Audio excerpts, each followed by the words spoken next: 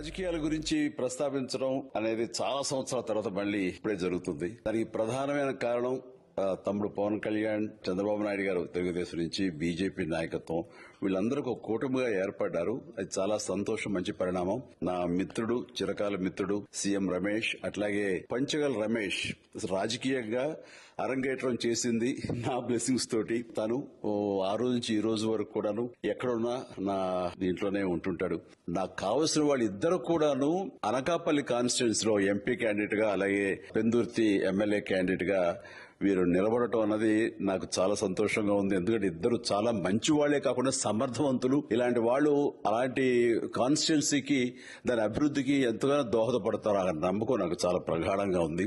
Anakapalli constituency అభివృద్ధికి ఈయన పరిచయాలు, కేంద్రంతో ఈయనకున్న సత్సంబంధాలు ఎంతో ఉపయోగపడతాయి. తద్వారా రమేష్ అలాగే మిగతా ఎమ్మెల్యేలు అందరూ కూడా ఎవరైతే